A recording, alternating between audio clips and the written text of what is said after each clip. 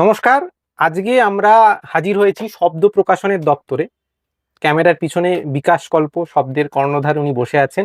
আমি বইঘরের তরফ থেকে তুহিন ক্যামেরার সামনে হাজির হয়েছি। আর আছেন আমাদের সাথে দীপ্তজিৎ মিশ্র। দীপ্তজিৎকে সবাই মোটামুটি কম বেশি চেনেন বইপাড়ার সাথে যারা যুক্ত পাঠকরা।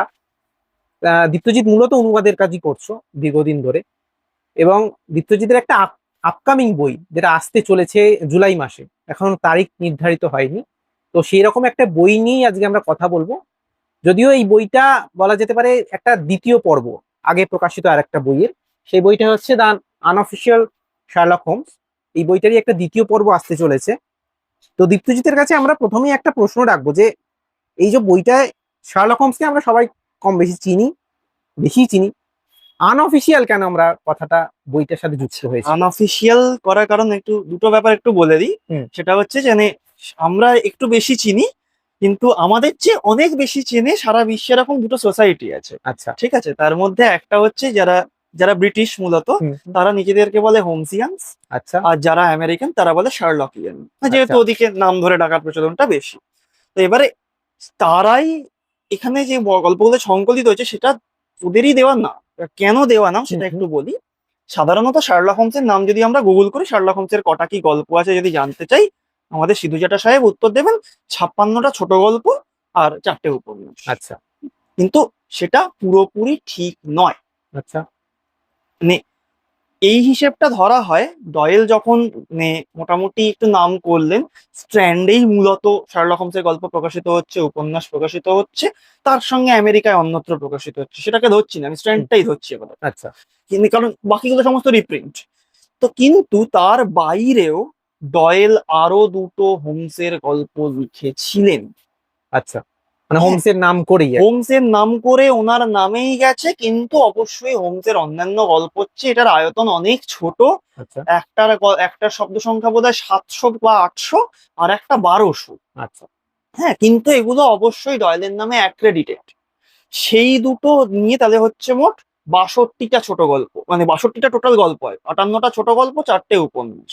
এবার এই দুটোকে যেমন আনঅফিসিয়াল শার্লক হোমস ধরা হয়, হুম, তার সঙ্গে আরো 3টে গল্প হুম, যাতে শার্লক হোমস নেই, আচ্ছা। কিন্তু সেটাকেও আমরা দি আনঅফিসিয়াল শার্লক হোমস হিসেবে ধরি। বা মানে এটা কি শার্লক হোমস শুরু হওয়ার আগেই প্রকাশিত হয়েছিল? আগে এবং পরে দুটোই দুটোই বলছি। হয়েছে। মানে আমি তারপরে আগে তারপরে এইটা দিয়ে শুরু করে তারপরে এই দুটো ছোট গল্পের হুম, হুম, প্রসঙ্গেও আসছি। তো প্রথম যেটা, যে কোনো কোনো যদি সিরিজ আমরা প্ল্যান করি, সেক্ষেত্রে তো চরিত্রটা কিন্তু আমরা ভাবি অনেক সময় যে চরিত্রটা কেমন হবে ইত্যাদি প্রভৃতি।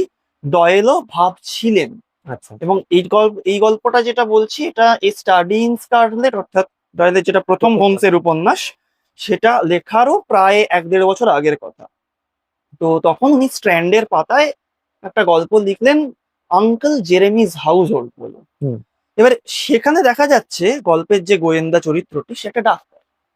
আত্মা, ডাক্তার ডাক্তার ডাক্তার, আচ্ছা, সে একজন ডাক্তার। হুম, আর তার যে অ্যাসিস্ট্যান্ট, সে একজন কেমিস্ট। কেমিস্ট, হ্যাঁ, এবং সেই মানে ওদের যে আচরণ, সেই ডাক্তারের যে কথাবার্তার ঢং, কেমিস্টের যে কথাবার্তার ঢং, সেখান থেকে পরিষ্কার বোঝা যায় যে নামটাই জাস্ট আলাদা, কিন্তু এরা ওই অ্যাকচুয়ালি চরিত্রটা গড়ে উঠছে, তখন হোমস আর হোমস গড়ে ওয়াটসন। উঠছে। কিন্তু পরবর্তীকালে জাস্ট চরিত্রটা উল্টে যাচ্ছে, হোমস কিন্তু কেমিস্ট, হোমস কিন্তু সার্টিফাইড, ও এডিনবর্গ হুম, থেকে হুম, পড়াশোনা করেছে, হুম, ও কিন্তু কেমিস্ট্রি নিয়ে গ্রাজুয়েট।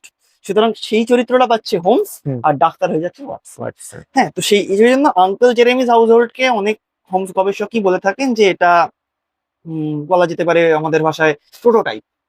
ঠিক আছে, এবার এর সঙ্গে মানে ডয়েল তো শুধুমাত্র হোমস নিয়ে যে ছোট গল্প রহস্য গল্প লিখছেন এমন তো নয়, তার বাইরে অনেক রহস্য গল্প লিখেছেন। এবং যে সময়টা লেখা হচ্ছে মোটামুটি ধরে নাও 1800 শতকের শেষ থেকে মোটামুটি 19 শতকের মানে প্রথম দিকটা। হুম, এই সময় একটা খুব অদ্ভুত ধরনের ক্রাইম উঠে আসে, মানে একটা ঘরানা, ইম্পসিবল ক্রাইম। আপাত দৃষ্টে একটা অপরাধ ঘটছে, হুম, হুম, যে অপরাধটা দেখে তোমার মনে হচ্ছে ইম্পসিবল, মানে এটা আচ্ছা, সলভ করাটা ইম্পসিবল ব্যাপার। আচ্ছা। হ্যাঁ, এটা হতে পারে না। তো সেরকমই এটা, মানে এটা কোনো সমাধান নেই, এরকম একটা ক্রাইম ঘটছে। মানে এটা বাস্তবে হচ্ছে তখনকার না দিনে? না না, গল্পের গল্পের মাধ্যমে? গল্পের আচ্ছা, মাধ্যমে আসছে ইম্পসিবল ক্রাইম। তার মধ্যে মূলত থাকতো হচ্ছে ব্যাংক লুট ইত্যাদি প্রভৃতি, এগুলো থাকতো। এবং মাইন্ড ইট, যারা এখানে লকরুম মিস্ট্রিজ ভালোবাসেন, তারা ইম্পসিবল ক্রাইম যদি পড়তে চান ভালো লাগবে, কারণ এগুলোর মধ্যে ম্যাক্সিমামটাই ছিল লকট্রম মিস্ট্রি। আচ্ছা। ঠিক আছে, তো সেই রকম দুটো ডয়েলের লেখা, হুম হুম। দুটোই রেলওয়ে সংক্রান্ত। আচ্ছা। হ্যাঁ, সেই রেলওয়ে সংক্রান্ত দুটো মিস্ট্রিতে দেখা যাচ্ছে সেটা ইম্পসিবল ক্রাইম, পুলিশ কিচ্ছু করতে পারছে না, একটা গোয়েন্দা রয়েছে, সেই গোয়েন্দা শার্লক হোমস নয়। আচ্ছা। হ্যাঁ, কিন্তু সেখানে দেখা যাচ্ছে কাগজে, হুম। সে কখনকার দিনে বহু কোন গোয়েন্দা গল্পে আমরা দেখেছি যে তখন কাগজে সেসব লেখা নিয়ে বেরোচ্ছে, হুম। মানে গল্পের মধ্যে বলছে কাগজে অমুক ঘটনাটা নিয়ে বেরিয়েছে। তো সেই ঘটনাটা সম্পর্কে বলতে গিয়ে, বা সে হুম। ধরা যাক ট্রেনের একটা অপরাধ ঘটেছে, সেই অপরাধটা সম্পর্কে তুমি সাংবাদিক, তুমি লিখছো যে এই রহস্য প্রসঙ্গে লন্ডনের বিখ্যাত গোয়েন্দা বলেছেন যেটা অসম্ভব, এটা সমাধান করা যায় না। আচ্ছা। এবারে লন্ডনের বিখ্যাত গোয়েন্দা নাম বলেন, হুম হুম হুম হুম। কিন্তু গল্পটা লিখছেন ডয়েল। আচ্ছা। এবারে স্বাভাবিকভাবেই যারা ডয়েলের অনুরাগী, যারা হোমস ভক্ত, তারা ধরে নেন যে লন্ডনের বিখ্যাত গোয়েন্দা মানে এখানে অবশ্যই এটা হোমস। আচ্ছা। হ্যাঁ, তো ডয়েল নিজে ডিসকার্ড করে দিচ্ছেন, হুম। মানে এটা হোমস সলভ করতে পারেনি, তার জায়গায় একটা অন্য গোয়েন্দা সেটা সেটা এসে সলভ Solve করছে, করছে। ব্যাপারটা বেশ ইন্টারেস্টিং। হুম হুম হুম। তো এবারে এইরকম দুটো গল্প পাওয়া যায়, তার সঙ্গে আঙ্কেল জেরেমিজ হাউস হোল্ড, হুম। সেই জন্য এই তিনটে গল্প দিয়ে আনঅফিসিয়াল শার্লক হোমসের অন্তর্ভুক্ত। আচ্ছা। এবং তার সঙ্গে আরো দুটো গল্প পাওয়া যায়, যেটা যে বললাম শার্লক হোমসের যে দুটো ছোট গল্প, সে দুটোর গল্প এবার আসে। হুম হুম। এটা বেশ মজার। হোমসকে লিখতে লিখতে ডয়েল বিরক্ত হয়ে গেছিল, আচ্ছা। যে মানে ব্যাপারটা হয়ে গেছে কেন, ধরা যাক তুমি একটা ক্যারেক্টার তৈরি করেছো, এবার ক্যারেক্টারটার খুব ডিমান্ড রয়েছে, কোনো একটা পত্রিকায় মাসে মাসে ক্যারেক্টার চাইছে, এবারে হুম তুমি কত রহস্য তৈরি করবে, যতই দাও ততই চাই, হুম পোষায় আর না, এরকম টাইপের একটা ব্যাপার আর কি। হুম হুম। তো এবারে সেখানে দাঁড়িয়ে ব্যাপারটা যেটা হচ্ছে, যে ডয়েল আলটিমেটলি দেখে ধর, এই লোকটা যেহেতু আমার অন্য কিছু লেখা হচ্ছে না, হুম। ডয়েল কিন্তু মানে ঐতিহাসিক উপন্যাস বা ঐতিহাসিক ছোট গল্প লিখতে সিদ্ধহস্ত ছিলেন, কিন্তু মানে এই হোমসের খ্যাতি, হোমস হুম। তাকে যে খ্যাতিটা দিয়েছে সেইটা উনি কোনোদিনই ওই ব্যাপারটায় পাননি, তো সেটাতে উনি যথেষ্ট বিরক্ত ছিলেন। উনি আলটিমেটলি কি করছেন, যা ফাইনাল প্রবলেম লিখছেন, হোমসকে মেরে ফেলছেন। হুম। পাবলিক হুম। খেপে খেপচুরিয়াস, খেপে যাচ্ছে। 1894 এর ঘটনা বলছি এটা, কিন্তু হোম ডয়েল সে মোটামুটি সিদ্ধান্ত নিয়েছেন আমি হোমসকে ফেরাবো না। আচ্ছা। এই সময় একটা ঘটনা হচ্ছে, এটা বাস্তবের ঘটনা। হুম হুম এই সময় যেটা হচ্ছে যে এডিনবার্গ উনি যে ইউনিভার্সিটি, হুম। সেখান থেকে একটা বাজারের আয়োজন করা হচ্ছে। এই বাজার ব্যাপারটা কি, এটা সেই সময়টা খুব প্রচলিত ছিল, মানে আমরা এখন ধরো যেমন চ্যারিটি শো হয়, হুম হুম হ্যাঁ, বা চ্যারিটি সেল হয়, হুম যে এখান থেকে যে টাকাটা আমরা লাভ করবো সেটা কোথাও চ্যারিটি করে দেবো, হুম। এরকম একটা বাজার হতো। তো সেই বাজারেতে মানে বিভিন্ন রকম জিনিসপত্র বিক্রি হতো, বিভিন্ন লেখকের স্পেশাল লেখা, মানে বিভিন্ন হয়তো ধরা যাক 10 জন লেখককে আমন্ত্রণ জানানো হলো, হুম হুম। একটা স্পেশাল ইস্যু বেরোলো, একটা পুস্তিকা গোছের একটা কিছু বেরোলো, সেইটার যে বিক্রির যে টাকাটা উঠবে, সেই টাকাটা পুরোটা চ্যারিটিতে চলে যাবে। তো ডয়েল সেখানে লিখলেন হুম। দ্য ফিল্ড বাজার। ওকে। এই লেখাটা নিয়ে দীর্ঘদিন ধরে পাঠকের মধ্যে দ্বিমত ছিল যে এটা আদৌ ডয়েলের লেখা কিনা, ইত্যাদি প্রভৃতি অনেক দ্বিমত থাকার পরে হুম ফাইনালি সিদ্ধান্ত হয়েছে, মানে সবাই মেনে নিয়েছে এটা ডয়েলেরই লেখা। হুম। এবং এই লেখাটার সবচেয়ে বিশেষত্ব হচ্ছে যে মরিয়ার্টির সঙ্গে হোমস লড়তে গিয়ে মারা গেছে, আচ্ছা। তারপরে হোমসের ঘরও ওয়াপাসি কাইন্ড অফ ওকে। 2 বছর পরে, মানে এটাই ফিল্ড বাজারের বিজ্ঞাপনটা এভাবেই করেছে যে শার্লক হোমস ইজ ব্যাক, বাহ! আচ্ছা। কিন্তু অফিসিয়ালি তখনও ফিরছে না। তারও বেশ কিছু বছর পরে হাউন্ড অফ দ্য বাস্কারভিলস দিয়ে ফিরবে, হুম। কিন্তু সেখানেও দেখানো হবে যে না, হোমস কিন্তু বেঁচে নেই, হোমস মারা গেছে। আচ্ছা। এটা পুরনো লেখা, এটা ওয়াটসনের বাক্স ঘাটে পাওয়া গেছে, পুরনো লেখা, এটাকে চাই ছেপে দিচ্ছি আমরা। তারও প্রায় 10-15 বছর পরে, হুম 10-15 বছর পরে আসবে হচ্ছে the adventure of empty house, সেখান থেকে দ্য রিটার্ন অফ শার্লক হোমসটা শুরু হবে। আর এই ভাগে একটুখানি একটা অন্য কথা বলে নি, এটা হচ্ছে যে ফিল্ড বাজার হয়ে গেল, মরে, আচ্ছা প্রথম থেকে ধরি, হুম ফাইনাল প্রবলেম হলো, হুম হুম তারপর ফিল্ড বাজার এলো, হুম হাউন্ড অফ দ্য বাস্কারভিল এলো, হুম। খুব শর্ট টাইম গ্যাপে। তারপর প্রায় 1 দশক কি প্রায় 1.5 দশকের একটা গ্যাপ, এই সময়টা ডয়েল কি করছেন, হুম। এই সময়টা ডয়েল নানা রকম লেখা লিখছেন, ভূত লিখছেন, ঐতিহাসিক লিখছেন, ভালো স্পোর্টসম্যান ছিলেন, স্পোর্টস নিয়ে লেখা লিখছেন, সবচেয়ে সর্বোপরি যেটা করছেন একটা সিরিজ লিখছেন নতুন, আচ্ছা। ঐতিহাসিক চরিত্র নিয়ে। হুম সম্রাট নেপোলিয়নের হুম বাহিনীতে সৈনিক ছিলেন তিনি, ব্রিগেডিয়ার জেরার। এবার সেটিও এই ক্যামেরার পিছনে যে ভদ্রলোক আছেন তার বদান্যতায় এবং তার হ্যাঁ, পৃষ্ঠপোষকতায় আমাদের আমরা অনুবাদ বইটা করার একবার দেখিয়ে সৌভাগ্য দিতে চাই হয়েছে। মানে পাঠকদের জন্য যারা এটা দ্বিতীয় দেখেননি। খণ্ড। দ্বিতীয় তো খণ্ড, এর প্রথম ব্রিগেডিয়ার খণ্ড, আচ্ছা। জেরার, এটা প্রপার অ্যানোটেটেড করে বাংলায় আনা হয়েছে। হুম যাকে সেটা অন্য প্রসঙ্গ, এটা হুম অ্যাড বিজ্ঞাপন হয়ে গেল, পাঠকরা এই বিজ্ঞাপনটা স্কিপও করে যেতে পারেন, না, অসুবিধা নেই। পাঠকদের কাছে যত বইয়ের ইনফরমেশন যায় ততই তো ভালো, হ্যাঁ, সেটাই উদ্দেশ্য তো আমাদের।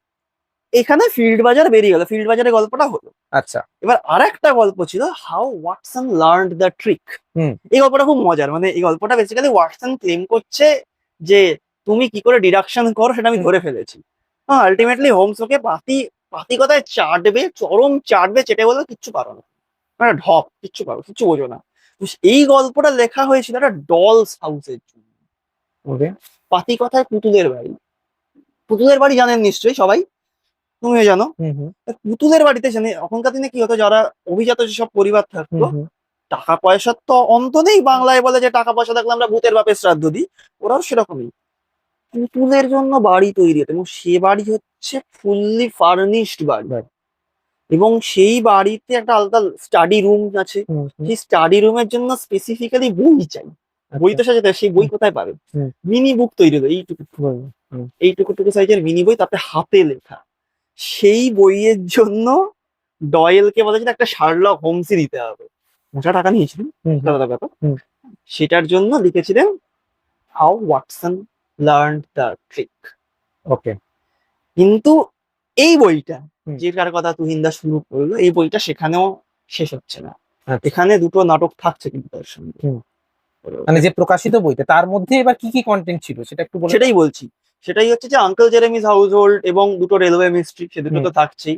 তার সঙ্গে ফিল্ড বাজার ছিল, হুম how Watson learn the trick ছিল, তার সঙ্গে দুটো নাটক ছিল, আচ্ছা। হোমসের লেখা দুটো নাটক। নাটক, ডয়েলেরই লেখা নাটক দুটো হোমসের। নাটক মানে সেটা কি এই গল্পগুলোর বেস করেই নাটক না অন্য গল্পের? কিছুটা আচ্ছা। ডয়েলের যে গল্প আপনারা পড়েছেন, হুম মানে ধরা যাক দ্য স্পেকলড ব্যান্ড, আপনারা চীনা গল্প, সেই সাপের ব্যাপার, সেই হলদে পট্টি, গোখরো সাপ, ভারতীয় রেফারেন্স ইত্যাদি প্রভৃতি, সেই গল্পটা উনি নাটক করেছিলেন, নাটক ফরম্যাটে এনেছিলেন। তো সেটা হঠাৎ হঠাৎ নাটকে যাওয়া কেন, সেটা কি হ্যাঁ, আলাদা নাটক প্রীতি কোনো আলাদা নাটক ডয়েলের? মানে ডয়েলের, মানে খুব নাটক পেতে ছিল। এই যে জেরারের যে বইটা দেখানো হতো, ওখানেও জেরারকে নিয়েও নাটক আছে। হ্যাঁ, মানে ডয়েলের খুব ইচ্ছে ছিল যে তার চরিত্রগুলোকে নিয়ে নাটক হবে, হুম এবং সেটা নিয়ে খুব ছড়াতেন। আচ্ছা। হ্যাঁ, সেটা যারা নাটক বোঝেন তারা এই লেখাগুলো পড়লেও বুঝতে পারবেন যে লেখাগুলো বেশ দুর্বল লেখা। নাটক হিসেবে। নাটক হিসেবে বেশ দুর্বল, মানে তৎকালীন যে নাটক লেখা হচ্ছে হুম হুম সেই হিসেবে বেশ দুর্বল নাটক। আচ্ছা। কিন্তু ক্যারেক্টার আর্ক সেটা অসাধারণ। অর্থাৎ যারা, যাদের মনে আছে, তোমার তো মনে থাকবেই, দ্য স্পেকলড ব্যান্ডের যে নাই যে হোমসের মক্কেল আর কি, হুম হুম তার ক্যারেক্টার আর্ক এখানে যেভাবে দেখানো হয়েছে সেটা ওই গল্পে ছিল না। মানে গল্পের বাইরে গিয়েও আরো বিস্তারিত একটা আরো বিস্তারে আসছে, মানে আসছে। কারণ কি নাটক যখন, গল্পটা যখন আমরা দেখছি, হুম হুম গল্পটা বলছে ওয়াটসন, হুম হুম ফলে ওয়াটসন, যে ওয়াটসনের চোখ দিয়ে আমরা দেখছি। হুম কিন্তু নাটকটা যখন দেখছি, নাটকটা তো সবকটা চরিত্রের দৃষ্টিভঙ্গি থেকে দর্শক দেখছে, দর্শক। ফলে সেটা আরো ছড়িয়ে হচ্ছে, এবং এই নাটকটা একটা পূর্ণাঙ্গ 5 অঙ্কের নাটক। হুম তো it takes a long time, এটা প্রায় 2 ঘন্টার প্লে ছিল। আচ্ছা। তো সেই ব্যাপারে সমস্ত কিছু এখানে রাখা আছে। হুম হুম আরেকটা ছিল, একটা ওয়ান অ্যাক্ট প্লে হয়েছিল, সেটা হুম হচ্ছে দ্য ক্রাউন ডায়মন্ড, হুম হোমসের দ্য ম্যাজারিন স্টোন, বিখ্যাত গল্প, শেষের দিকের গল্প, মানে হুম হোমস ফিরে আসার পরে। গল্প হিসেবে দুর্বল, বাট মজার, মানে লক রুম মিস্ট্রি হিসেবে মজা লাগে হুম পড়তে। তো সেটাকে নাটক ফরম্যাট দেওয়া, আচ্ছা। ব্যাপারটা বেশ ইন্টারেস্টিং। হ্যাঁ, মানে পড়তে মজা লাগে। এবং এখানে বেশ কিছু ডায়লগ ব্যবহারে, যে ডায়লগ গুলো আপনাদের চেনা লাগবে, কারণ সেগুলো ডায়লগ একদম ডিরেক্ট গল্প থেকে তুলে নিয়ে বসাচ্ছে, কিন্তু বাকিটা নতুন। এই ছিল আমার দি আনঅফিসিয়াল শার্লক হোমস 1 এর কন্টেন্ট, অনেক ভালো। মানে 5টা গল্প, ছোট গল্প, দুটো নাটক। দুটো নাটক। বেশ। এরপর যদি আমরা তাহলে 2 আসছে, 2 এ তাহলে তুমি কি যোগ করলে? আচ্ছা, 2 তে যেটা যোগ করেছিলাম, মানে করেছি রাদার, হুম সেটার সূত্র না এই পার্ট 1 এই দেওয়া ছিল। তুমি আচ্ছা। একবার সূচিপত্রটা খোলো, ওখানে হুম দেখো হুম লেখা আছে ডয়েলের উপস্থিতিতেই তিনি বিনা হোমস, বিকজ একবার ফলস করো, পজ করো।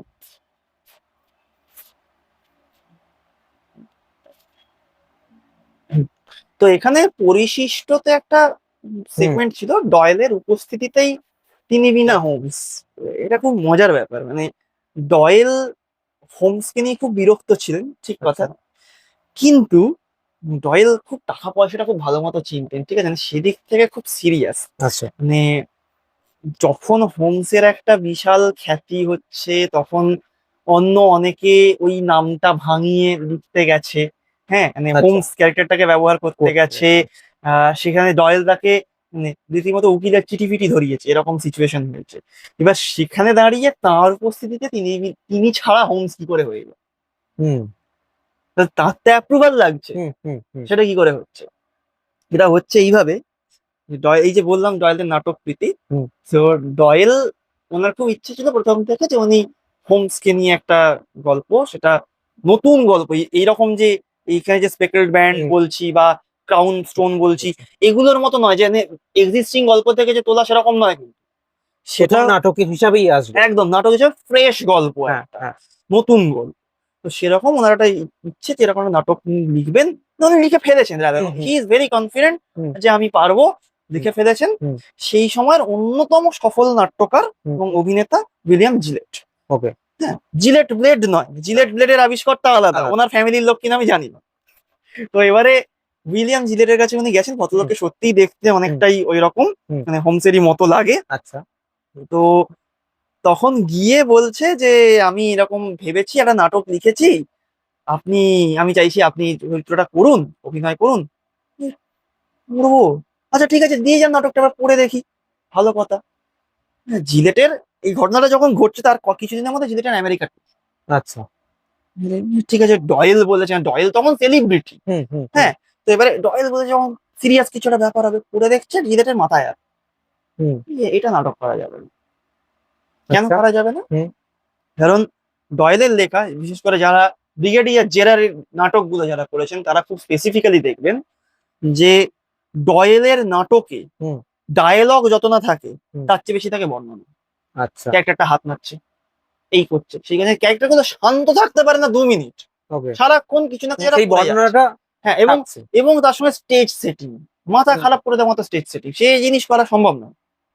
তো এবারে জিলেট সেটা দেখলেন, দেখে টেকে বললেন যে স্যার ইম্পসিবল, হুম হুম হুম যে তাহলে আমার ডয়েলে আমার তাহলে হোমসকে নিয়ে নাটক হবে না? হুম। হ্যাঁ হবে, কেন হবে না? আমাকে একটা ছাড় দিতে হবে। আমি তো আপনার সমস্ত লেখা মোটামুটি পড়েছি, মার্ক মাইন্ড ইট। এটা যখন হচ্ছে হুম। তখন হোমস সবে সবে ফিরছে, আচ্ছা। মানে ফিরছে, মানে এই সরি, হোমস সবে সবে ফিরছে বলছি, ভুল বললাম। হোমস ফাইনাল প্রবলেম দিয়ে শেষ হয়ে গেছে, হুম মানে সেই জন্যই রয়্যাল ঝুঁকিটা নিতে পারছে যে আমি নাটক একটা করবো, যা হবে হবে, ব্যাস ছেড়ে দাও, আর কিছু চাই না হুম আমার। হুম হুম। হ্যাঁ, তো ফাইনাল প্রবলেম দিয়ে গল্প শেষ হয়ে গেছে। সেই জন্য মরিয়ার্টির কথা জিলেট জানেন, আচ্ছা। আইরিন অ্যাডলারের কথা জিলেট জানেন। হুম তো এবার সেরকম সিচুয়েশনে দাঁড়িয়ে মানে উনি বলছেন যে আমি তাহলে নাটকটা নিজের মতো করে লিখতে চাই। হ্যাঁ লিখুন, ফাইন, অসুবিধা নেই। আচ্ছা। তো জিলেট তো চলে গেলেন আমেরিকায়। হুম এবারে একটা ক্যারেক্টার, ধরা যাক তুমি একটা ক্যারেক্টার তৈরি করেছো, সেই ক্যারেক্টারটা নিয়ে এবার আমাকে কিছুটা লিখতে হচ্ছে, হুম তুমি বেঁচে আছো। হুম হুম স্বাভাবিকভাবেই সেই ক্যারেক্টারটার আচরণ থেকে শুরু করে আমি কোনো একটা ডায়ালগ, হয়তো কোনো একটা একটুখানি ভালো লাগার কথা, কিছু একটা ডায়ালগ বা একটুখানি একটু অন্য ধাঁচের ডায়ালগ, সেটা আমি যদি ক্যারেক্টারটার মুখে বসাতে চাই, হুম আমি অবশ্যই তোমার সঙ্গে কনসাল্ট করবো। হুম বা ক্যারেক্টারটার কোনো একটা চরম পরিণতি দিতে হলে হুম। কনসাল্ট করবো। তো জিলেটের সঙ্গে ডয়েলের দীর্ঘ টেলিগ্রাম চালাচালি হতো। আচ্ছা, তো জিলেট উনি যখন, লিখছেন যে হ্যাঁ লিখছেন, ওদিকে নাটক লিখছেন এবং একটা জায়গায় আটকাচ্ছেন, ডয়েলকে জিজ্ঞাসা করছেন। জিজ্ঞাসা করে। তো শেষ পর্যন্ত এমন হয়েছে ডয়েল সেটাতেও বিরক্ত হয়ে গেছে, এত জ্বালিয়েছে। হুম। মানে একটা টেলিগ্রামে এসছে যে আমি কি হোমসের বিয়ে দিতে পারি, আচ্ছা। হোমসের বিয়ে হুম ভাবা যায়? তো এবারে বলছে যে আপনি যা খুশি করুন, ওর বিয়ে দিন, মেরে ফেলুন, যা খুশি করুন, আমাকে আর জ্বালাবেন না। হুম হুম তো ফাইনালি নাটকটা নামলো, হুম এবং নাটক থেকে বেশ কিছু ইন্টারেস্টিং জিনিস হয়েছিল। হুম। একটা হচ্ছে এটাই একমাত্র হোমস কাহিনী যেখানে আমরা আইরিন অ্যাডলারকে দেখতে পাচ্ছি, ওয়াটসনকে দেখতে পাচ্ছি, মরিয়ার্টিকে দেখতে পাচ্ছি, হুম। প্লাস হোমসের ডিডাকশন পাওয়ার দেখতে পাচ্ছি, হোমসের অ্যাকশন দেখতে পাচ্ছি। এই নাটকটি মঞ্চস্থ হয়েছে। মঞ্চস্থ হয়েছে এবং সুপার ডুপার হিট। আচ্ছা। এবং হোমসের লুক হুম হুম। বলতে গেলে আমাদের মাথায় সবার আগে কি কি আসে? হোমস কি রকম দেখতে? পাইপ, মাথায় পাইপ, টুপি, মাথার টুপি, কোট। Frock coat. এই তিনটে এলিমেন্টই এই নাটক থেকে। এই নাটক থেকে উইলিয়াম জিলেটের মস্তিষ্ক প্রসূত। আচ্ছা। তার আগে পর্যন্ত হুম। হোমসের যে পাইপ ছিল সেটা ছিল briar pipe, that hmm. Is মানে সোজা একটা পাইপ। পাইপ, আচ্ছা। পাইপ দেখবে, তুমি যদি গাই রিচি শার্লক হোমস দেখে থাকো, হুম হুম অর্থাৎ হুম দুটো পার্টে যে বেরিয়েছিল, রবার্ট ডাউনি জুনিয়র হুম। শার্লক হোমস করেছিলেন, সেখানে হোমস যে পাইপটা কাটছে সেটা হচ্ছে ব্রায়ার পাইপ, অর্থাৎ স্ট্রেট। Straight. কিন্তু জিলেট ব্যবহার করলেন বাঁকানো পাইপ, হুক পাইপ, যেটা পরবর্তীকালে কাইন্ড অফ হোমসেরই সিম্বল হয়ে গেল। হ্যাঁ, এবার স্বাভাবিকভাবেই একটা চরিত্র সে যতই বিখ্যাত হোক না কেন, যতক্ষণ না সে পপুলার কালচারে আসছে, সিনেমায় আসছে, নাটকে আসছে, সে আরো মাসের কাছে পৌঁছতে পারে না। হুম হুম। এবং সেখানে মানুষ যে একবার তাকে যে রূপটায় দেখে নেন, হ্যাঁ, ওটা মাথার মধ্যে বসে যায়। বুঝতে পারছি। এবং সেই নাটকটা খুঁজে পেতে আমার অনেক সময় লাগে, মানে এই গল্পটা, আচ্ছা। এই পরিশিষ্টটা আমার বলা ছিল যে গল্পটা আমি হুম জানতাম, হুম হুম নাটকটা যেহেতু পাচ্ছি না, তো আমি কি করবো, এটা কি করে এটার মধ্যে দেবো। হুম হুম হ্যাঁ, তবে এখানে বলে রাখি, আনঅফিসিয়াল টুটা কিন্তু পুরোটা আমার নিজের মস্তিষ্ক প্রসূত। হুম। এরকম কিছু অ্যাকচুয়ালি এক্সিস্ট করে না। আচ্ছা। হ্যাঁ, দা দি আনঅফিসিয়াল শার্লক হোমস যেটা হোমসিয়ান সোসাইটি যেটা বলছে হুম। সেটা এইটাই। ওকে। তার সঙ্গে যেগুলো বাদ ছিল, যেগুলো অ্যাকচুয়ালি আনঅফিসিয়াল শার্লক হোমস বলা যায়, যেগুলোকে হুম অ্যাজ অ্যান অনুবাদক এবং মানে নিজে হোমস ভক্ত হিসেবেই বলবো, হোমস হুম গবেষক আমি নই, হুম। যেটুকু আমি ভক্ত সেই অনুযায়ী আমার যেটা মনে হয়েছে সেগুলোকে আমি এর মধ্যে ঢুকিয়েছি। মানে এইটা সেগুলো ইংলিশে বা অন্য কোনো ভাষায় গ্রন্থিত হয়নি এই কোথাও দু পাওয়া যায় নম্বর না। বইটি, কন্টেন্ট গুলো। এখানে যা আছে সেটাও পাবে। আচ্ছা। এই হ্যাঁ, আমরা মূলত তিনটে গল্পকেই দেখি। হ্যাঁ, তিনটে গল্প পাওয়া যায়, যেটা সেটাও অ্যামাজনেতে, সেটা প্রচন্ড দাম। হুম হুম। এবং সেটা মূলত ইবুক হিসেবেই মেলে বোধ হয়। না, এটা এতে পেপার ব্যাক আছে, সেটাও 2000 প্লাস দাম আছে, আমরা 2000 দেখছিলাম। টাকা দাম, আর এটার দাম হচ্ছে 375 হুম টাকা। হুম হুম মানে আপনারা যদি লালমাটি থেকে বা অন্য যে কোনো প্রকাশনা থেকে শার্লক হোমস সমগ্র কিনছেন, হুম যার যার খুশি অনুবাদক, হুম হুম নচিকেতা ঘোষ, অদৃশ বর্ধন, হুম আমাদের মনীন্দ্র দত্ত, যার হোক না কেন, তো এবারে সেখানে সমস্ত শার্লক হোমস পাবেন না। যদি শুধু গল্প পড়তে চান, তাহলে মানে শার্লক হোমসের বাড়তি গল্পগুলো এটা কিনতে হবে। হুম আরেকটু যদি হোমসকে জানতে চান, হুম। সেটার বিষয়ে আরো আসছি, আরো ডিটেলে আসছি, তো সেটার জন্য পার্ট 2 কিনতে হবে, সেটাই বলছি এবারে আস্তে আস্তে। তো এই নাটকটা পাওয়া যেত না। হুম। এটা আমি খুঁজতে খুঁজতে, ছবি টবি পাওয়া যায়, এটা আমি এই বইটা আর ভারী করি না, যে অনেক মোটা হয়ে যাবে, হুম। ঠিক আছে ছেড়ে দাও, এটাকে পরিশিষ্টতে ঢুকিয়ে ছেড়ে দিয়েছি। কিন্তু ওই কন্টেন্ট গুলো তখন তোমার কাছে আছে? ছবিগুলো ছিল, ছবিগুলো ছিল? আচ্ছা। লেখাটা পাইনি। লেখা পাওয়া। লেখাটা পেলাম প্রায় 2024-এর শেষের দিকে। আচ্ছা। শেষ এটা না, বের হচ্ছে 23-এ, তুমি 24-এ শেষে। 24-এর শেষ না, 24-এর মাঝামাঝি। আচ্ছা। তখন আমার জেরার নিয়ে কাজ চলছে। চলছে, হ্যাঁ। এবং আমি বিকাশ দাকে বললাম যে, বিকাশ দা এরকম পেয়েছি, হুম কি করব?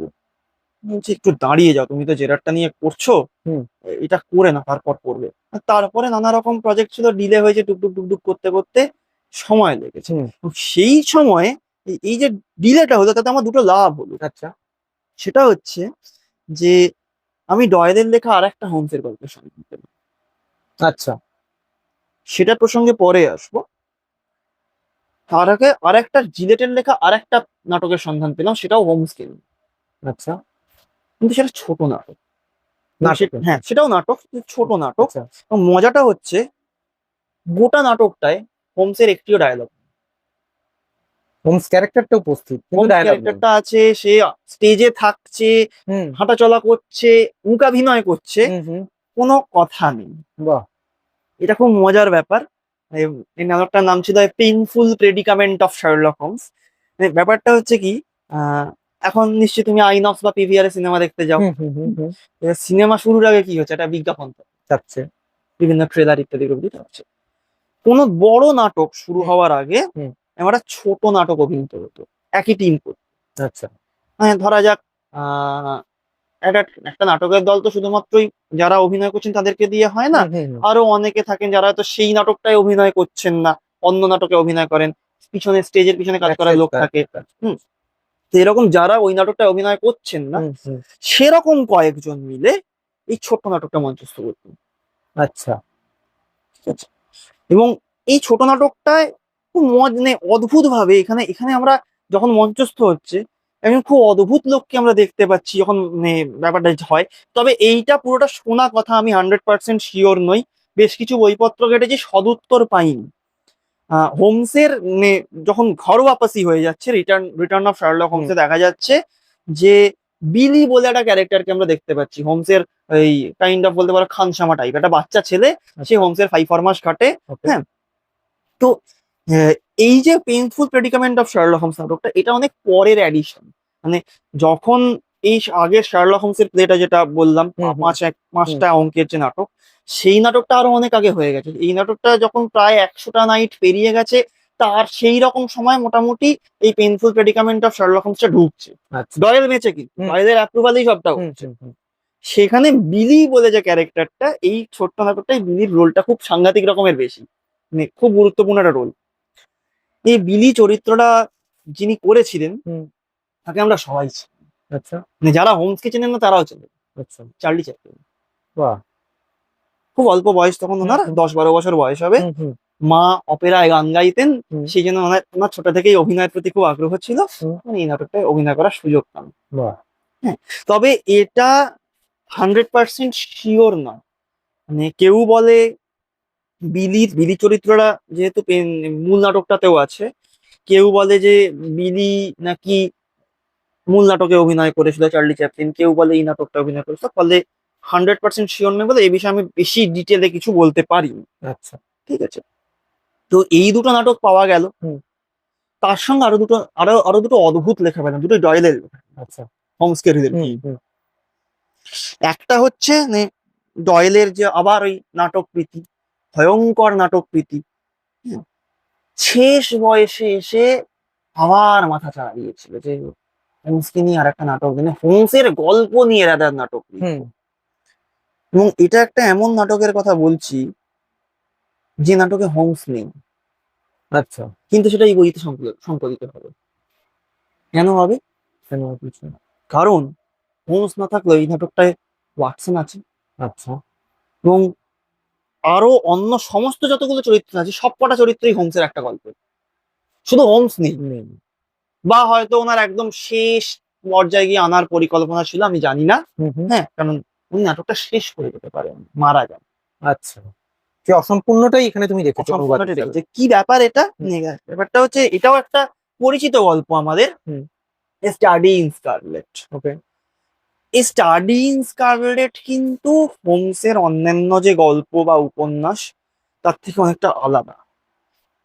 কারণ প্রাইমারিলি উনি যখন করছিলেন, উনি ভেবেছিলেন যে এটাই শেষ। আঙ্কেল জেরেমিস হাউস হোল্ডে প্রোটোটাইপটা প্ল্যান করে নিয়েছেন, যেটা শার্লক হোমস 1-এ আছে। কিন্তু স্টাডি ইন স্কারলেট গেলে যে ঠিক আছে, চলো, I am done with this detective. একটা নেশাখোর ডিটেকটিভ, যারা কোন কোকেনের নেশা করে, তাকে কোন পাবলিক ভালোভাবে নেবে। তো সেটা করতে গিয়ে উনি কি করেছিলেন, উনি গোটা উপন্যাসটাকে দুটো ভাগে ভাগ করে দিলেন। প্রথম ভাগটায় হোমসের ডিডাকশনটা থাকছে, হোমস কিভাবে তদন্তটা করছে, জেফারসন হোপ অ্যারেস্ট হচ্ছে, গল্পটা আমরা সবাই জানি, আমি সেটাতে ঢুকছি না। সেকেন্ড পার্টটার হিরো কিন্তু জেফারসন হোপ নিজে। আচ্ছা। অর্থাৎ ফার্স্ট পার্টে আমি যাকে অ্যান্টাগনিস্ট হিসেবে দেখছি, গল্পের ভিলেন হিসেবে দেখছি, সেকেন্ড পার্টে সেই হিরো, এবং সেটা কিন্তু একই সঙ্গে পাবলিশ হয়েছিল। এই পার্টটা অনেকে পড়েন না এবং মাইন্ড ইট। অনেকেই আছেন যারা শার্লক হোমসের বাজার চলতি অনেক সমগ্র কেনেন, দেখে নেবেন স্টাডি ইন স্কারলেটের দুটো পার্টি তাতে সংকলিত আছে কি না। কারণ অনেক অনুবাদকই এটা করেছেন, আমি কারো নাম করব না। অনেকে এই পোর্শনটা কঠিন পাঠ্য হিসেবে বাদ দিয়ে দিয়েছেন, এবং অনেকে এটাকে কেটেছেন, গল্পটাকে যাচ্ছে তাই ভাবে কেটেছিলেন এই পোর্শনটাকে।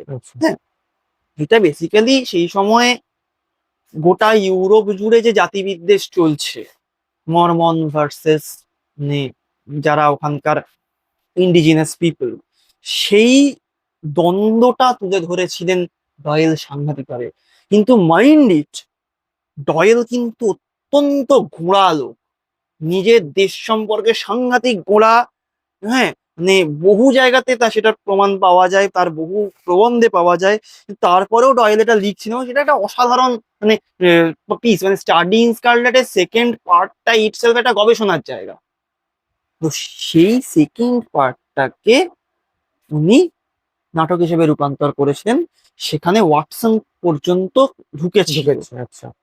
কিন্তু হোমস আসেনি। আসার Okay. পরিকল্পনা ছিল কিনা আমি জানি না, হুম মারা গেল। এবারে এই পর্যন্ত ঠিক ছিল, হুম। এই নাটকটাও পেয়েছি গত বছর, তখন তখন মানে মোটামুটি সংকলনটা দাঁড়িয়ে গেছে, প্ল্যান করছি যে এই রকম ভলিউমই হবে। This was plan to be a paperback minded, এটা হার্ড কভার হবে।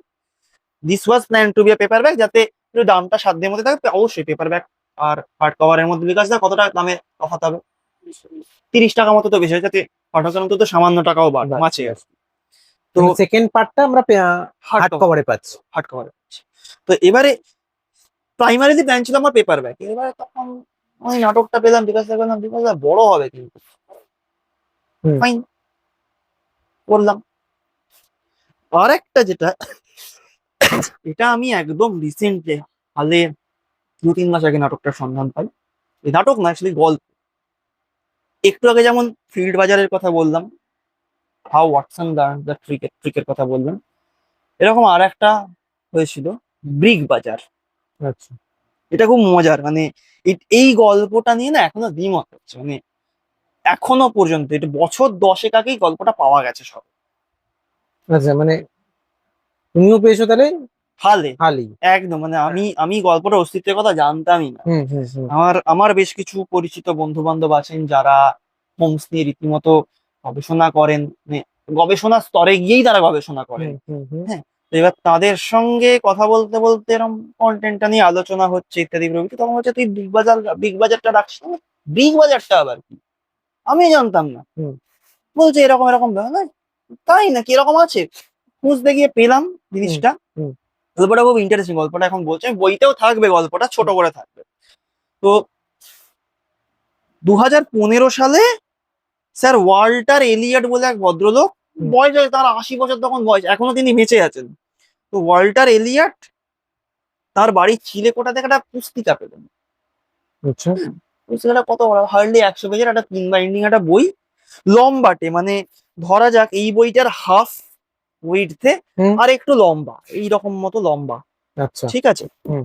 তো এবার সেইটাতে 40, 41 এবং 42 তিনটে পাতা জুড়ে ছিল এই ছোট গল্পটা। কোনো নাম নেই, আচ্ছা। কোনো নাম নেই, কিন্তু পুস্তিকাটার ফ্রন্ট পেজে ডয়েলের ছবি আছে। হুম এবারে এটা নিয়ে প্রচুর দ্বিমত আছে।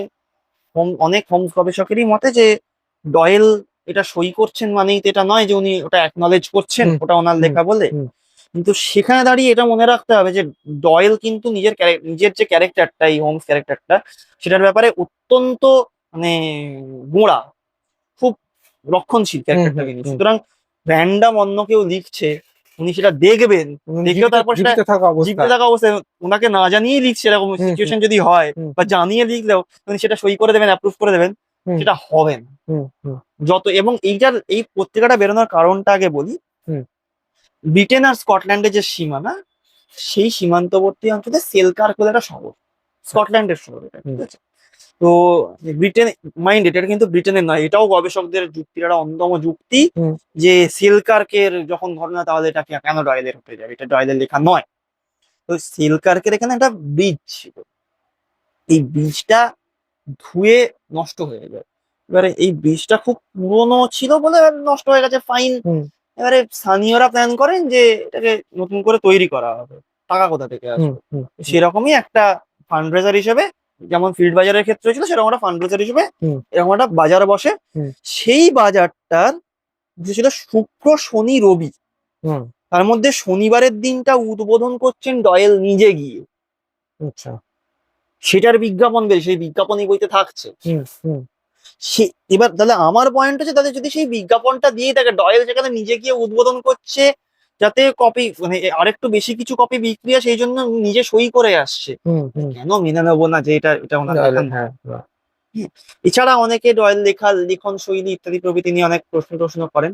আমি গল্পটার কিছু বলি, এই ধরনের গল্পগুলোর অ্যাকচুয়ালি কিছু স্পয়লার হয় না, কিন্তু গল্পটা এতই ছোট যে কিছু বললে গল্পটা বলা হয়ে বলা যায়। হয়েছে। তাও একটা শুধু পয়েন্ট বলছি, এখানে হোমস একটা জায়গায় বলছে যে মানে তোমার, ওয়াটসনকে বলছে তোমার তো খুব ইচ্ছে যে তুমি সেলকার কেরিয়ার কাউন্সিলর হবে, নির্বাচনে দাঁড়াতে চাইছো তো। This is a huge proof. কারণ মানে আমরা কি করি, আমরা যখন আমরা ক্যারেক্টার তৈরি করছি, আমি তো অনুবাদ করি, আমি এসব বুঝবো না, গল্পই শুনি। যে যারা তৈরি করেন তারা অনেক সময় মনের যেটা সুপ্ত ইচ্ছে সেটাকে ক্যারেক্টারটার মধ্যে দিয়ে দেন। হুম। ডয়েলের ক্ষেত্রে কিন্তু কতটা সেরকম। আচ্ছা। কারণ এই লেখাটা যখন বেরোচ্ছে 1903 বা 1904, হুম, এক্স্যাক্টলি সালটা মনে পড়ছে, 1903 বা 1904 হবে। তো সেই সময়টায় তার কিছু বছর পরে ডয়েল সত্যিই নির্বাচনে দাঁড়াচ্ছেন, আচ্ছা। এবং অবশ্যই সেলকারকে তো আর দাঁড়াতে পারবেন না। হুম, হুম, তবে বর্ডারল্যান্ডের কাছে সেলকার হচ্ছে একদম পুরো, ধরা যাক এটা যদি এরকম ভাবে ধরি, তাহলে এটা যদি ব্রিটেন হয়, এটা যদি স্কটল্যান্ড হয়, তাহলে এইটা আমার সেলকার শহর। হুম, এবং এই আশপাশটা হচ্ছে ওয়েস্টমিনস্টার এলাকা, ওয়েস্টমিনস্টার নির্বাচনী কেন্দ্র হুম, বলা হয়। হুম, এবার সেইখানে কিন্তু ডয়েল দাঁড়িয়েছিলেন, খুব লো মার্জিনে বোধহয় জিতেও ছিলেন, আবার চেক করতে হবে হুম, সেটা, হুম, কিন্তু করেছিল। হুম, হুম, তো এই গল্পটা যখন পেলাম যে ছেড়ে দেবো, হুম, হুম, অ্যাড করে দিই। হুম, হ্যাঁ, তো গল্পটা বিতর্কিত, হুম। কিন্তু বিতর্কিত এই বিষয়ে কি যে ডয়েলের লেখা কিনা? হ্যাঁ, কিন্তু তাও ডয়েলের সই ছিল, ডয়েল অ্যাটলিস্ট ডয়েল অ্যাপ্রুভ তো বটে। হুম, হুম, তো যে বইতে উইলিয়াম জিলেটের নাটক জায়গা পাচ্ছে, হুম, হুম। সেখানে দাঁড়িয়ে কেন এই গল্পটা জায়গা পাবে না, এটা আমার আচ্ছা, একটা প্রশ্ন হয়ে যাবে, উইলিয়াম জিলি যে নাটকগুলো লিখছে মানে মূল কাঠামো তো ডয়েল তৈরি করে দিচ্ছে, তার বেসিসেই লিখছেন নাকি উনি লিখছেন উনি পুরোটা? নিজে প্রকাশ। পুরোটা লিখছেন, আচ্ছা। শুধু চরিত্রগুলো মানে তৈরি- ডয়েল যেভাবে হোমসকে তৈরি করেছেন, হুম, হোমস যে ধরনের যেভাবে কথাবার্তা বলে, হুম, হ্যাঁ, হোমসের ঘরে যেমন কি জুতোর মধ্যে একটা পার্সিয়ান স্লিপারের মধ্যে তামাক রাখা থাকে, হুম। সেই সব জিনিসপত্রগুলোর জিলেট রাখছেন। মানে ডিজেল গল্পটা নতুন, নতুন হচ্ছে, মানে যেটা পুরোটাই জিদেল লিখছেন। একেবারেই তাই। আচ্ছা। এবং এই বইটার ক্ষেত্রে আমি যেটা একটু আগে আপনাদেরকেও বলছিলাম, তোমাকেও বলছি, যে বাজার চলতি আর 5টা শার্লক হোমস হুম, হুম, কিনুন, তাতে কিছু যায় আসে না। হ্যাঁ, হাজার একটা কিছু আছে, হুম, যেটা খুশি বেছে নিন। হুম, সেটা কমপ্লিট শার্লক হোমস নয়। হুম, যদি শুধু গল্প পড়তে চান, হুম, তাহলে আনঅফিসিয়াল শার্লক হোমস 1। হুম, কিছু নাটক এতে সংকলিত আছে। হুম, আর যদি ডয়েল অ্যাপ্রুভড নাটক হুম। এবং ডয়েলের হয়তো লেখা বা হয়তো লেখা নয় এরকম একটা ছোট গল্প গল্প। পড়তে চান, সেটার জন্য আনঅফিসিয়াল শার্লক হোমস 2। হুম, এবার তাহলে প্রশ্ন হবে, যেটা তোমার ডয়েলের লেখাই নয়, হুম, হুম, কালকেই বিজ্ঞাপন, কদিন আগে বিজ্ঞাপন গেছে, কালকেই না কদিন আগে বিজ্ঞাপন গেছে, যে স্যার আর্থার কনান ডয়েল এবং উইলিয়াম জিলেট প্রণীত দি আনঅফিসিয়াল শার্লক হোমস 2 হুম, আসছে। হুম। তাহলে এবার প্রশ্ন তুলবেন অনেকে যে যে একটা একটা ছোট লেখা বলছো, সেটাও তো বলছো ডয়েলের লেখা লেখা নয়, নয়। পুরোটা তুমিও শিওর নও, হুম, হুম, তাহলে তুমি কি করে এটা ডয়েলের নামে চালিয়ে দিচ্ছ? এখানে ডয়েলের লেখা আছে, এই বইটা আমি এমনি এমনি হার্ড কভারে যাচ্ছি। হুম, আচ্ছা, আমি যদি বলি যে ডয়েল যে সময় অপারেট করতে, এই ডয়েল বলছি, হোমস যে সময়টা অপারেট করছে, মানে যখন পাবলিশ হচ্ছে তখন কিন্তু নয়। আচ্ছা। মানে 1881-এ পাবলিশ হচ্ছে স্টাডি ইন স্কারলেট, হুম, ঘটনাটা কিন্তু তারও আরো প্রায় 20 বছর আগে। হুম, হুম। তো যে সময়টায় হোমস অপারেট করছে ধরে নিতে পারি লন্ডনে, সেই সময় মানে কাছাকাছি সময় আর কি, প্যারালাল টাইমিং এ অরিজিনাল লন্ডনে একটা ভয়ঙ্কর ঘটনা ঘটছে, হুম, জ্যাক দ্য রিপার, সবাই জানে। হুম, হুম, এবারে যখন হোমস এতটা ফেমাস হয়ে গেছে, সেই সময় স্ট্র্যান্ডের সম্পাদকীয় দপ্তরে প্রচুর লোক চিঠি লিখছে। কিসের কি প্রসঙ্গে দিচ্ছে, কোনো প্রশংসা নয়, আমি একজন রিডার, আমি হোমসের ভক্ত, হুম। আমি বিশ্বাস করি সত্যি সত্যি শার্লক হোমস আছেন। আচ্ছা। আমি স্ট্যান্ডের পাতায় সম্পাদকের চিঠি দিচ্ছি, স্যার আমার বাড়ি থেকে অমুকজন গুম হয়ে গেছেন, হুম, হুম, জাস্ট লাপাতা, হুম, এনাকে খুঁজে পেতে হবে, আপনি প্লিজ মিস্টার হোমসের সঙ্গে যোগাযোগ করিয়ে দিই। ওকে, ওকে। এবং প্রচুর চিঠি আসতো এবং এই নিয়ে প্রচুর সাক্ষাৎকার হয়েছে এবং ডয়েল তার মধ্যে বেশ কিছু কেস সলভও করেছিলেন। আচ্ছা, সত্যি মানে হি ওয়াজ দ্য ডিটেকটিভ দেয়ার। ওকে। তো সেই সব ঘটনাগুলো, সেই যে আর্টিকেল গুলো, সেগুলো সব মানে এখানে সেগুলো থাকছে। ছেপে বেরোচ্ছে আবার যে হ্যাঁ, সেগুলো সংবাদপত্রে বেরোচ্ছে, বেরোচ্ছে। সাক্ষাৎকার বেরোচ্ছে। হুম, হ্যাঁ, এবং মানে হোমস বিদায়, হুম, হুম, মানে মানে যখন হোমসকে হুট করে মেরে দিচ্ছেন ডয়েল, হুম, সেদিন তো পাবলিক খাপ্পা। হুম, হুম, হ্যাঁ, তো সেই জন্য তো মানে প্রচুর চিঠি চাপাটি হয়েছে, স্ট্যান্ডের বিক্রি পড়ে গিয়েছিল, স্ট্যান্ডের রেভিনিউ পড়ে যায় রীতিমতো, মানে এমন অবস্থা। মানে ডয়েলই লিখছে, অন্য লেখা দিচ্ছে, পাবলিক নিচ্ছে না, হোমস পেত, হুম, এইরকম পরিস্থিতি। তো এবার সে যখন ডয়েল দেখলেন যে আলটিমেটলি, যখন উনি ভাবলেন যে এবারে ইতি টানবো, আর পাচ্ছি না, হুম, হুম, হুম, যে এইভাবে টানা যাবে না, মুশকিল আছে। অনেকগুলো গল্প আগে থেকে তার প্ল্যানিং শুরু করে দেন। হোমসকে বাইরে পাঠিয়ে দিচ্ছেন, হুম, লন্ডনের বাইরে পাঠিয়ে দিচ্ছেন, মৌমাছি চাষ করাচ্ছেন, এসব আচ্ছা, হচ্ছে। হোমস নিজের জবানিতে নিজে গল্প লিখছে, দ্য লায়ন্স ম্যানে আমরা দেখছি হোমস হুম, ফার্স্ট হুম, পার্সনে গল্প হচ্ছে। হ্যাঁ, এবার সেখানে দাঁড়িয়ে কাগজে একটা বিজ্ঞাপন বেরোলো, বিজ্ঞাপন তথা একটা প্রতিবেদন, আচ্ছা, যে আগামী সংখ্যায় যে হোমসের গল্পটা বেরোবে সেটাই শেষ হোমস, হুম, হিজ লাস্ট পাও। হ্যাঁ, তো এইরকম বেশ কিছু লেখা আছে, সেই লেখাগুলোকে সংকলন করা হয়েছে এবং তার মধ্যে সবচেয়ে ইন্টারেস্টিং হচ্ছে একটা, এটা হচ্ছে জ্যাক দ্য রিপার। মানে এখন যেমন তুমি আমাকে ইন্টারভিউ করছো, হুম। হ্যাঁ আমি ইন্টারভিউ করবো, তুমি কি এইচআর? না, না, আমরা আড্ডা দিচ্ছি। আচ্ছা, আমরা আড্ডাই দিচ্ছি, তো এরকমই একটা ফ্রেন্ডলি আড্ডা হুম, চলছে। হুম, কোন কাগজ ভুলে গেছি, সম্ভবত মর্নিং স্টার। হুম, মর্নিং স্টার কাগজের সাংবাদিক উনি বসে আছেন, ডয়েলকে প্রশ্ন করেছেন যে আচ্ছা মানে আচ্ছা এই ঘটনাটা যখন, তখন কিন্তু অলরেডি হোমসকে নিয়ে চর্চা শুরু হয়েছে, মানে ততদিনে সবাই এটা জানে যে 1881-এ পাবলিশড স্টাডিং স্কারলেট, হুম, বা পরবর্তীকালে হোমসের আরো এমন কিছু গল্প আসছে যেগুলো স্টাডিং স্কারলেটেরও আগের কেস, আচ্ছা, সেটা হোমস একা অপারেট করেছে, হোমস গল্পটা জাস্ট বলছে বলছি। ওয়াটসন এরকম একটা ঘটনা আছে। হ্যাঁ, তো সেই সময় দাঁড়িয়ে হোমস তো স্কটল্যান্ড ইয়ার্ডের কাছে, স্কটল্যান্ড ইয়ার্ড প্রায় সেই হোমসের কাছে যেত। এবার সেই রকম পরিস্থিতিতে দাঁড়িয়ে যে কি হোমসের সঙ্গে জ্যাক দ্য রিপারের কখনোই মুখোমুখি হয়নি, হুম, না, স্কটল্যান্ড ইয়ার্ড তো নাকানি চোবানি খেয়ে গেছিল। স্কটল্যান্ড ইয়ার্ড কি জ্যাক দ্য রিপারের কাছে, মানে হোমসের কাছে যায়নি কেসটা নিয়ে? হুম, তো ডয়েল নিজে হুম, সেখানে বলেছিলেন যে আমি যদি কেসটা সলভ করতে, মানে হোমস যদি কেসটা সলভ করতো, কিভাবে করতো, এটা ডিটেলড লেখা ছিল। হুম, এবং তার সঙ্গে জ্যাক দ্য রিপার তখন মানে পুলিশকে যে চিঠি পাঠিয়েছিল একটা, যে পারলে ধরে দেখাও, হুম, হুম, হুম, মানে সহজ কথায় বললে অকাত হ্যাঁ। হুম, হুম, হুম, তো ওদের তলায় জ্যাক দ্য রিপার সাইন করেছিল।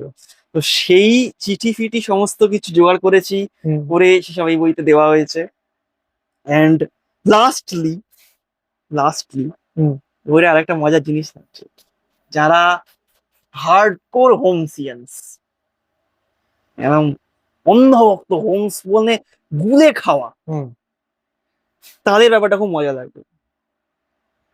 এবং এই কাজটা করার জন্য একজনের কাছে আমি খুব কৃতজ্ঞ, এটা হচ্ছে শুভপতি দত্ত, মানে অনুবাদক মনীন্দ্র দত্তের ছেলে, তুলি কলমের বর্তমান কর্ণধার। আচ্ছা, কেন সেটা বলছি, হুম, আমি যদি টেকনিক্যালি আবার একদম প্রথমের আলোচনায় চলে যাই, টেকনিক্যালি আমি যদি ধরে নিই 56টা ছোট গল্প, 4টে উপন্যাস, হুম, এটাই একমাত্র হোমসের এক্সিস্টিং। বাকি এগুলো যেগুলো বলছিলাম, এগুলো সমস্ত ফাউ, হুম, হুম, ধরে নিচ্ছি হুম, সেটা, ওইটা অফিসিয়াল। ওটা অফিসিয়াল। হুম, তো অফিসিয়াল হোমসের লেখাতে, হুম, মানে সব 60খানা লেখা মিলিয়ে অন্তত 100+ কেসের উল্লেখ আছে, হুম, যেগুলোর কথা ওয়াটসন কখনো ডিটেলে বলেনি। আচ্ছা, জাস্ট বলেছে যে অমুক কেসটা হোমস সলভ করেছিল, সেই প্রসঙ্গে ওকে এরকম একটা হ্যাঁ, আচরণ করতে হ্যাঁ, দেখেছি। হ্যাঁ, এরকম 100+ কেস আছে, সেই 100+ কেসের কমপ্লিট একটা লিস্ট। ওকে, শুধু লিস্ট নয়, কি প্রসঙ্গে কথাটা বলছে হুম, হুম, সেইটার পুরো প্রপারলি বাংলা অনুবাদ করে হুম, হুম, দেওয়া আছে। বাহ, এবার এখানে দাঁড়িয়ে শুভপতি দত্তের ভূমিকাটা কি? হুম, আমি ব্যক্তিগতভাবে মনীন্দ্র দত্তের অনুবাদের ভক্ত, মানে আপনারা যারা ব্রিগেডিয়ার যারা দেখেছেন, আপনারা জানবেন যে এই বইটাও মনীন্দ্র দত্তকেই উৎসর্গ করা। আমার গুরুদেব বলা যেতে পারে, মানে কাইন্ড অফ দ্রোণাচার্য একলব্য ব্যাপার বলতে পারো। তো মনীন্দ্র দত্তর অনুবাদের বেশ কিছু জায়গা আমার নেওয়ার ইচ্ছে ছিল।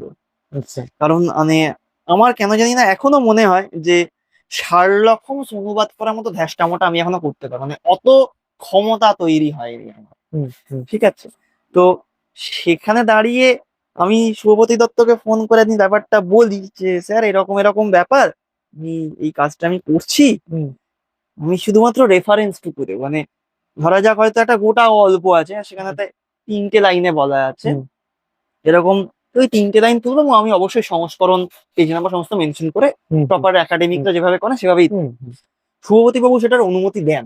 আচ্ছা। ফলে এই পোর্শনে অবশ্যই অনেক জায়গাতেই শার্লক হোমসের অনুবাদ হিসেবে আমার লেখাই আপনাদের সহ্য করতে হবে, হুম তোমাকেও করতে হুম হবে। হুম হুম, হ্যাঁ, কিন্তু কিছু কিছু জায়গায় মনীন্দ্র দত্তের সাধু অনুবাদ আপনারা পাবেন। আচ্ছা। বিশেষ করে আমি hound of the Baskervilles, a study in scarlet, valley of fear, scandal in Bohemia, hmm hmm final problem, risk in you, ও করতে যাবো না, পাবলিক মেরে ফেলবে এক চুল এদিক ওদিক হলে, হুম, আমাকে এনে এই বইটা জন্য যত ভালোবাসা পেয়েছি হুম, ততখানি গালাগালি। হুম হুম রিস্ক ইন মানে যখন আমি অনুমতি পেয়েছি, হুম ওই জন্য ওটা আমারই থাক। হুম হুম। তো এই হচ্ছে ব্যাপার।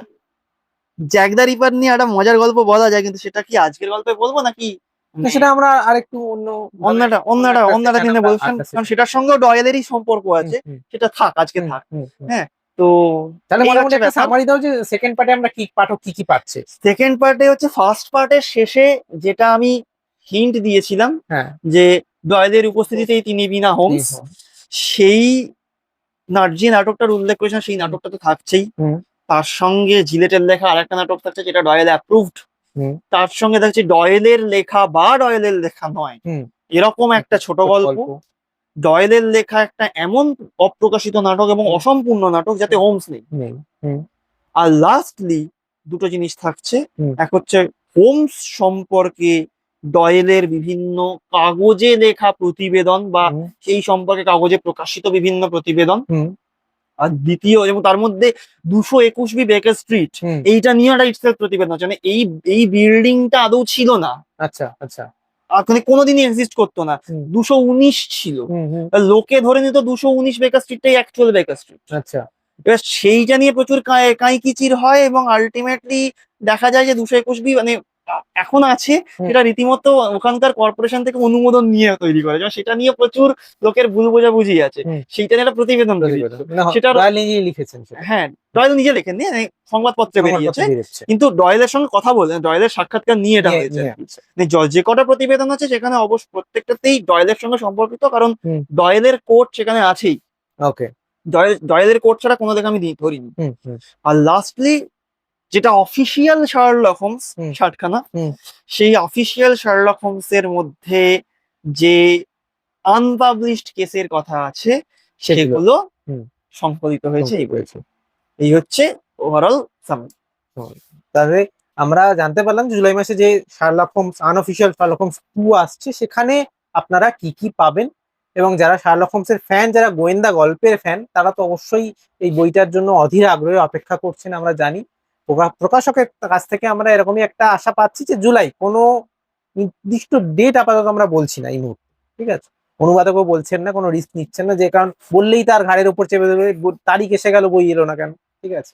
হ্যাঁ, তো তারিখ পে তারিখ যেন না না, হয়, তারিখ পে তারিখ তারিখ হবে না। আসবে না, তাহলে সমস্ত কিছু আপনারা প্রকাশনের ওয়েবসাইটে পাবেন, তাদের ফেসবুক পেজে, হোয়াটসঅ্যাপ চ্যানেলে আপডেট পাবেন, এবং বইঘর.in এ অবশ্যই বইটা অ্যাভেলেবেল হয়ে যাবে প্রকাশিত হলেই।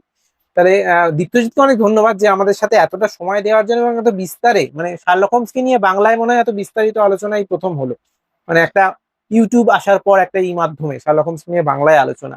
এবং আমরা জানতে পারছি যে আরো গল্প কিন্তু জমে আছে দীপ্তজিতের কাছে, এটাই প্রচুর শেষ নয়। প্রচুর। প্রচুর নয়, দীপ্তজিৎকে থামাতে হচ্ছে আপাতত, কারণ আমরা জানি না এত বড় কন্টেন্ট আপনারা কতজন দেখবেন, কিন্তু আমরা চাইবো যে মানে এখনো পাঠকরা, পর্যন্ত যারা দেখছেন তাদের কাছে সত্যি হ্যাঁ, ধন্যবাদ। ধন্যবাদ, আপনাদেরকে সবাইকে সবাইকে অনেক ধন্যবাদ। ধন্যবাদ। এবং মানে জানি যে অ্যাটেনশন কমে আছে, সেই জায়গাটা আমরা বই পড়ার মাধ্যমে যেমন বাড়াতে চাইছি, এবং এই গল্প শোনার মাধ্যমে আপনাদের বাড়ুক সেই অ্যাটেনশনটা, এরকমই ইচ্ছা থাকবে আমাদের। সুতরাং আপনারা যে এতক্ষণ দেখলেন তার জন্য ধন্যবাদ। আপনারা আমাদের ইউটিউব চ্যানেলগুলোকে সাবস্ক্রাইব করে রাখুন, আমাদের এরকম আরো গল্প দীপ্তজিতের সাথে আরো অন্যান্য লেখক বন্ধুদের সাথেও আসবে, তো সেগুলোর সম্পর্কে আপডেট পেতে থাকুন। ধন্যবাদ।